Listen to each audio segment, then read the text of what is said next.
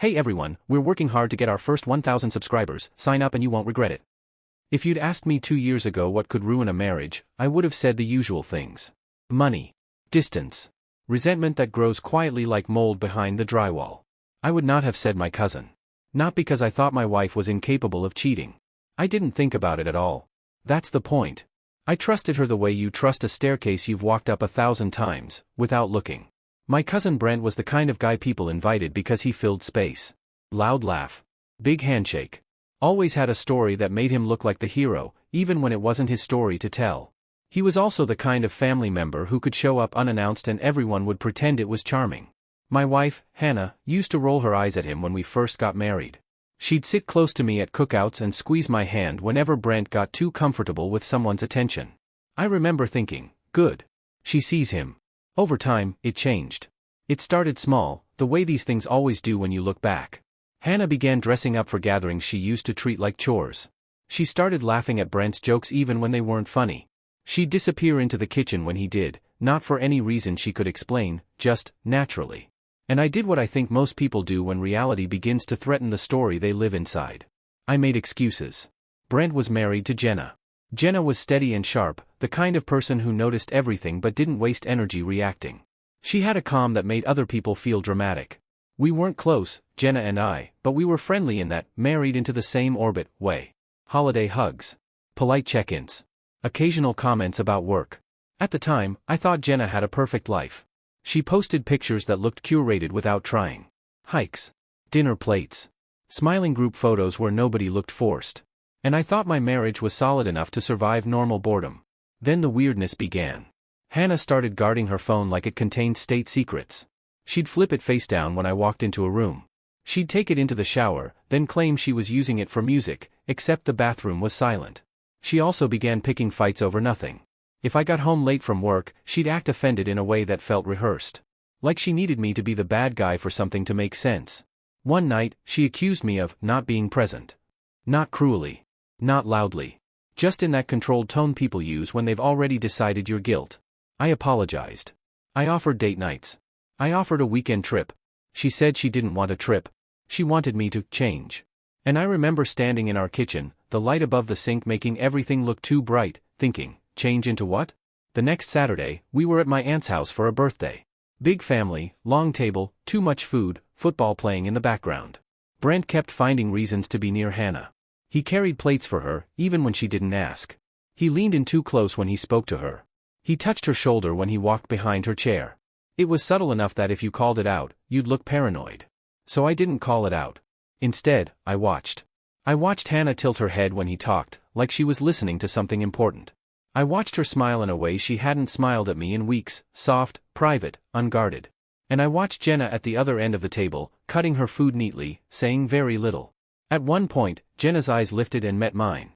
Not in a dramatic way. Not in a, we both know movie way. More like, are you seeing what I'm seeing? I looked away first. I hate admitting that. Later that night, when we got home, Hannah went straight to the bedroom and said she was tired. No kiss. No small talk. I sat on the couch with the TV on mute, replaying everything I'd seen. Trying to decide if I was spiraling or waking up. Then her phone buzzed. It wasn't uncommon. But she'd left it on the coffee table, face up, like she'd forgotten her new rules. A message preview popped up. Just enough. A name, Brent. And a line that hit like cold water. Same place tomorrow. I can't stop thinking about you. My body went still. Not tense, empty. Like someone unplugged me. I didn't pick up her phone. I didn't open anything. I just stared at it until the screen went dark again. Because once you cross that line, there's no going back to ignorance. And a part of me was begging for one more second of ignorance. Hannah came out a few minutes later in an oversized shirt, hair damp, and paused when she saw me staring at the table. What's wrong? She asked, too casual. I looked up at her and tried to make my voice normal. Nothing, I said. And the lie tasted like rust. That night, I barely slept. In the dark, Hannah's breathing sounded calm and unbothered. Mine sounded like someone trying not to drown. By morning, I'd made a decision that felt both terrifying and obvious. I wasn't going to confront her with anger. I was going to confirm. Because if I was wrong, I needed to know I was wrong. And if I was right, I needed to know how deep it went. I waited until she left for errands. Then I drove to a place I had no reason to be, a quiet coffee shop across town I'd heard Brent mention once, months ago, as his spot. I parked where I could see the entrance without being obvious. My hands were steady on the wheel, which almost made me feel worse. Like my body had already accepted the truth. 20 minutes passed.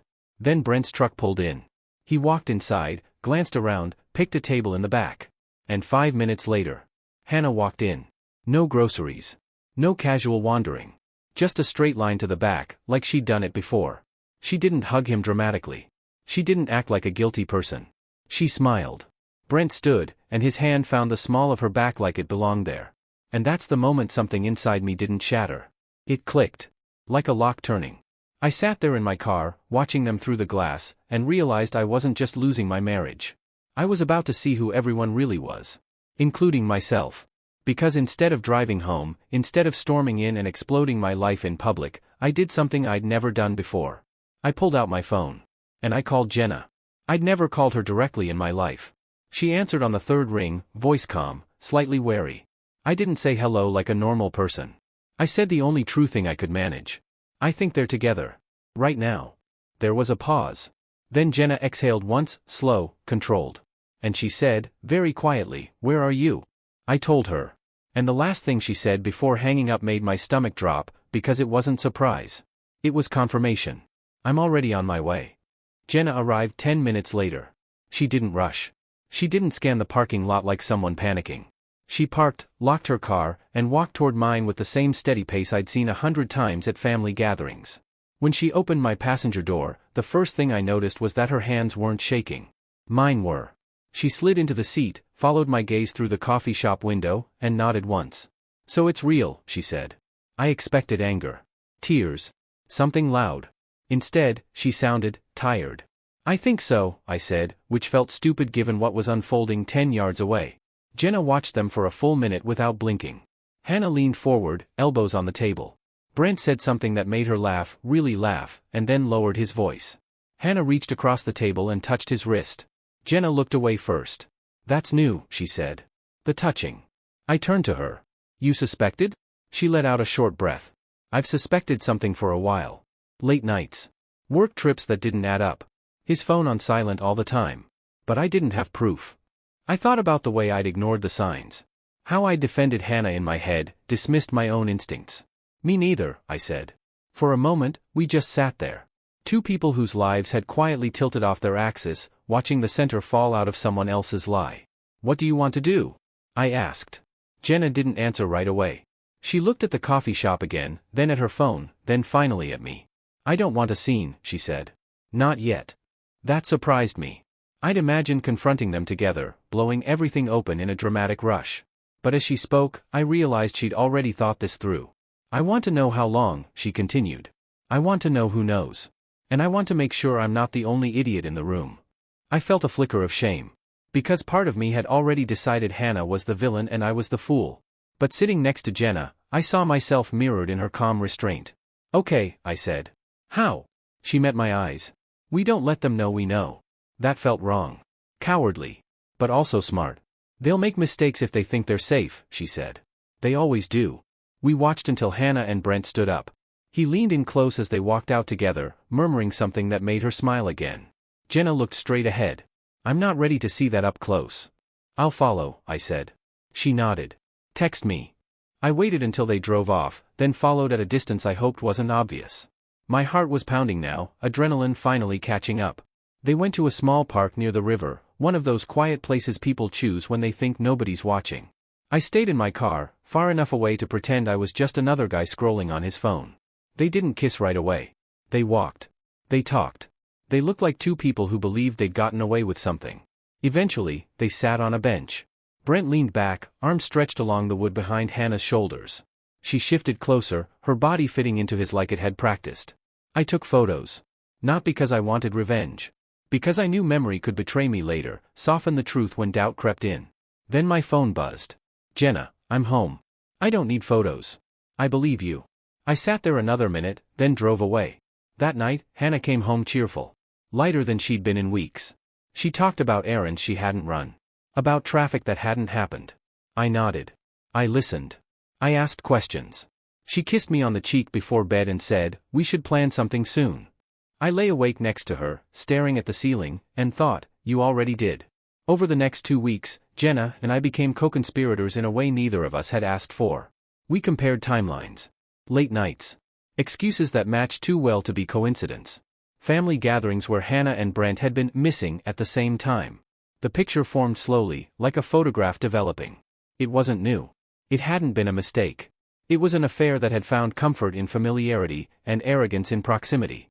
Jenna discovered hotel charges Brent had explained away as conferences. I found deleted messages in Hannah's cloud backup she'd forgotten existed. Nothing graphic. Nothing cinematic. Just plans. Jokes. References to moments I'd been present for but not part of. One message from Hannah made my stomach drop more than the rest. "It feels wrong, but also like it was always supposed to be you." I closed the app and didn't open it again for a week. Eventually, the question hung between Jenna and me, unspoken but obvious. What happens now? We met in a neutral place, public, unremarkable, safe.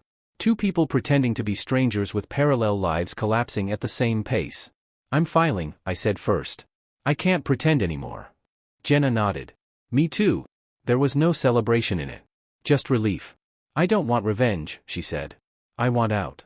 "I don't want to destroy them," I replied. "I just don't want to be lied to anymore." She looked at me for a long moment, then said something I hadn't expected.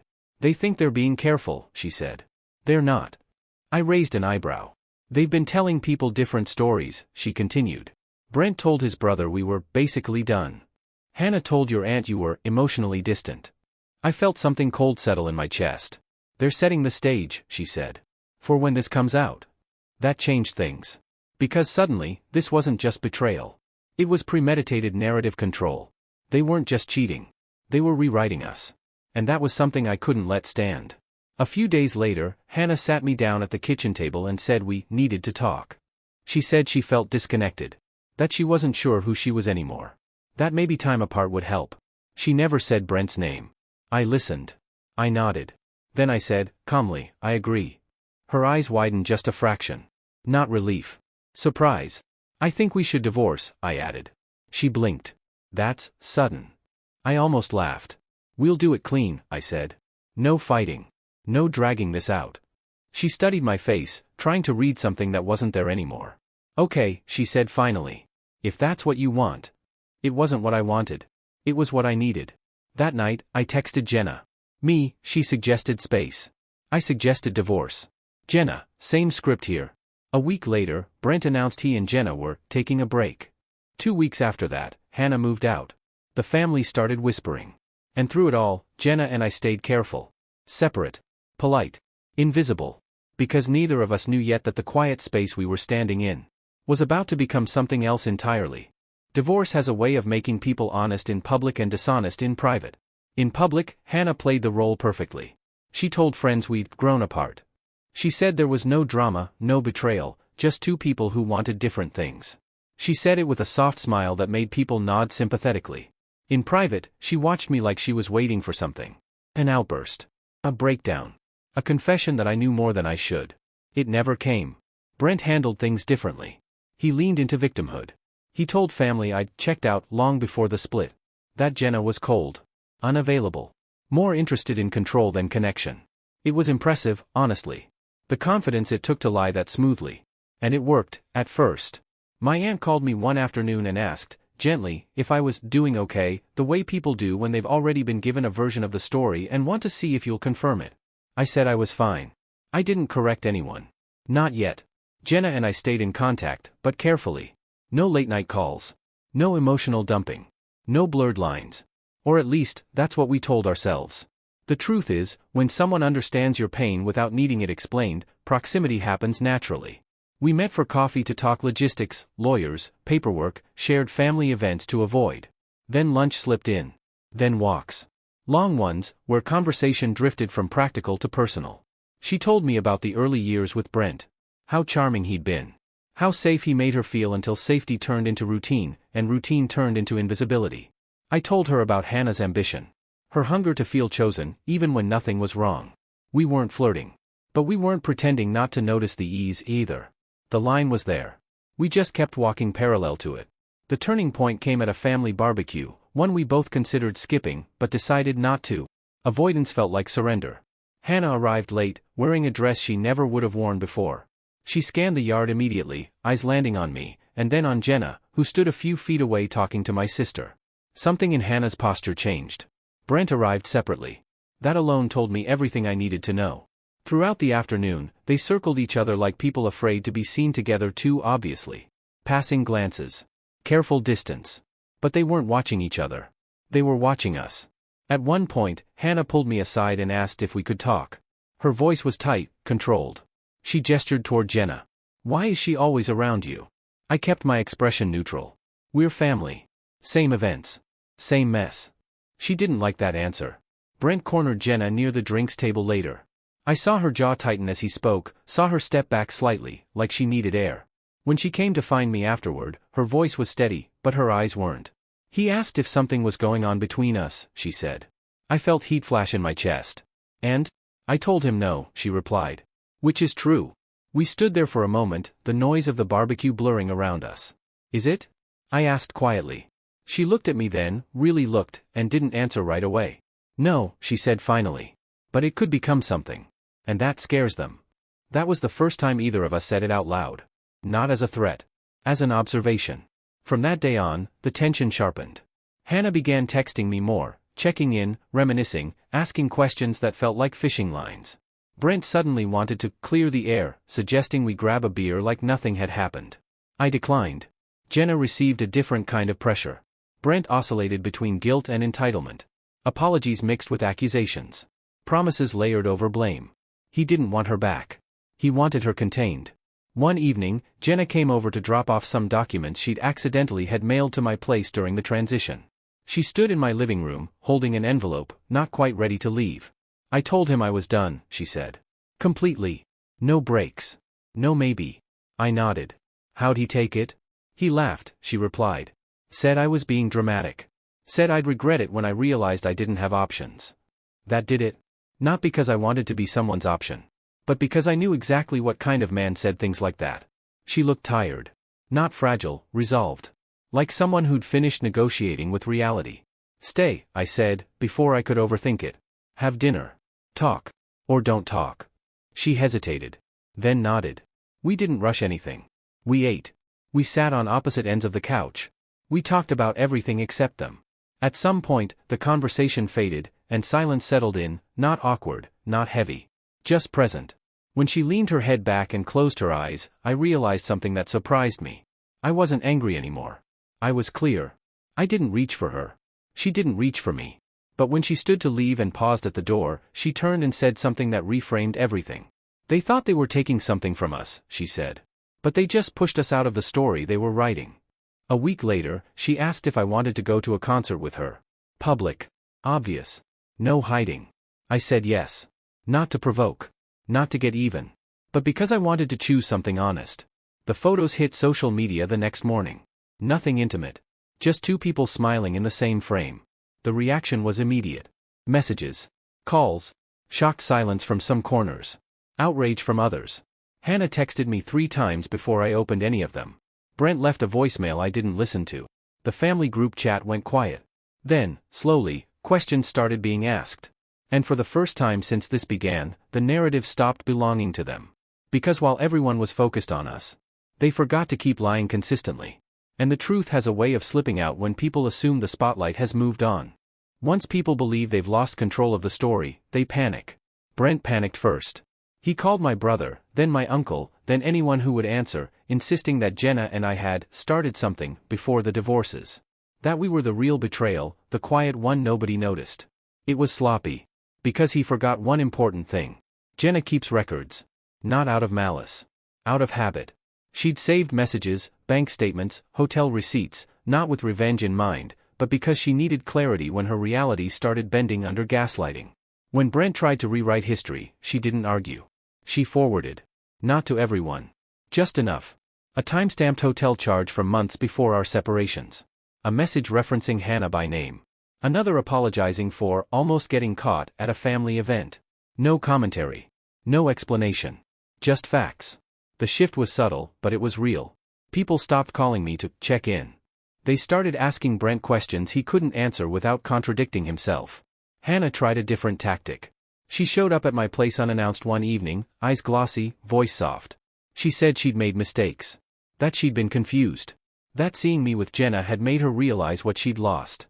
She never apologized for cheating. She apologized for the consequences. I didn't think you'd move on so fast, she said. I almost told her the truth, that I hadn't moved on fast, I'd been forced forward. But I didn't owe her that explanation. I didn't move on, I said. I moved out. She stared at me like I'd spoken a foreign language. What about us? She asked. There is no us, I replied. You ended it before I did. She left quietly. That was the last time she came to my door. The family barbecue that followed was smaller than usual. Fewer invites. More space between chairs. Brent didn't show. Jenna and I arrived together, not dramatically, not hidden. Just, together. Some people avoided eye contact. Others offered cautious smiles. A few asked questions they didn't really want answers to. We didn't explain. We didn't defend. We let the silence do the work. Later that night, my aunt pulled me aside. She looked uncomfortable in the way people do when their assumptions collapse. I owe you an apology, she said. I believe things I shouldn't have. I nodded. That was enough. Brent filed his divorce papers the next week. He didn't contest anything. Hannah finalized hers shortly after. She didn't fight either. It turns out it's hard to argue innocence when everyone knows you were busy managing secrets instead of the truth. Jenna and I took things slow, not because we were afraid, but because we didn't need to rush into anything to prove a point. There was no rush to define us. Just an understanding. We'd both been burned by people who wanted to feel chosen without choosing honestly. One evening, months later, we sat on my porch watching the sun dip below the trees. She leaned against me, easy and unguarded. You know what the strangest part is? She said. What? They thought this would destroy us, she replied. Instead, it just removed the people who were lying. I thought about that. About how betrayal doesn't just break trust, it clarifies character. How cheating rarely happens in isolation. It thrives in entitlement and denial. And how the people who cheat together often assume the world will bend to protect them. Sometimes it doesn't. Sometimes it just watches. Hannah moved to another state not long after. Brent stayed, but his circle shrank. Invitations dried up. Stories lost their audience. No one confronted him outright. They just stopped listening. As for Jenna and me, we didn't get together to get back at anyone. We got together because when everything false fell away, what remained felt honest. And in the end, that was the only thing that mattered. If there's a lesson here, and I didn't come looking for one, it's this. The truth doesn't need to shout. It just needs time. And when it finally settles in, it leaves the right people standing.